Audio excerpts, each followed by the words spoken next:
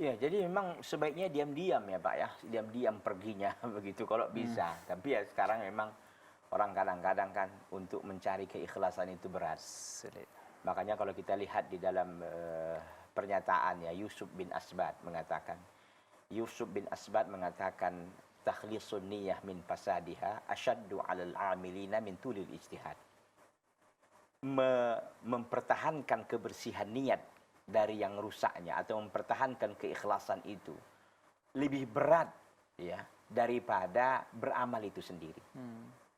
Kita membaca Al-Quran surah Al-Baqarah atau kita katakan 30 juz, itu kan capek, mungkin sebulan baru kita clear. Yeah. Tapi yang sebulan itu pun kalau kita bandingkan dengan menjaga keikhlasan kita membaca Al-Quran ini lebih berat ternyata, Masya Allah. Umrah ini tentu berat dari sisi biaya, waktu dan sebagainya. Tapi mempertahankan keikhlasan kita, umrah itu karena Allah, bukan karena orang lain. Tidak ada kita maksud karena ingin ria, ingin dipuji. Itu lebih berat ternyata kata Yusuf bin Asbat. Kenapa? Karena memang ikhlas itu sangat berat. Ikhlas kita lakukan sebelum beramal, dan ketika beramal, dan setelah kita beramal. Jadi memang berat. Ya. Jadi kalaulah seperti ini, ya ada diundang pesta, diadakan walimahan.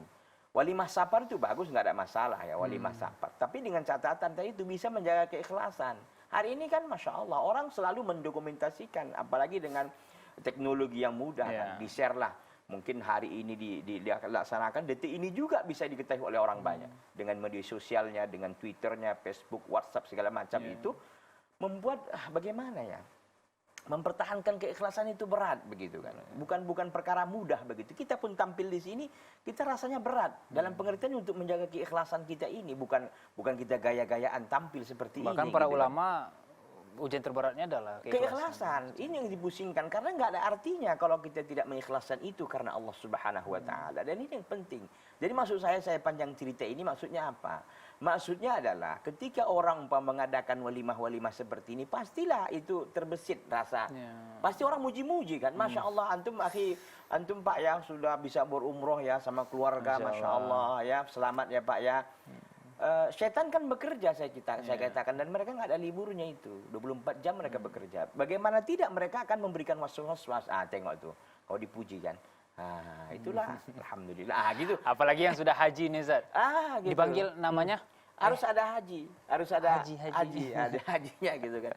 Makanya saya katakan berat. Jadi lebih baik Pak diam-diam aja gitu, diam-diam santai gitu, nggak ada masalah gitu. Karena memang apalagi ibadah umroh ya, ibadah umroh ini kan apa ya, dalam pengertian tidaknya terlalu sulit gitu kan, tidak terlalu sulit, dan juga apalagi dengan zaman sekarang orang berumroh itu bisa cepat begitu kan. Jadi dijagalah keikhlasannya karena nanti sia-sia semua, nggak ada artinya di hadapan Allah Subhanahu wa taala. Jadi intinya Pak, baik diam-diam saja. Kalau nanti umpama Bapak pulang lalu mereka datang, ya tentu nggak bisa juga Bapak diam-diam.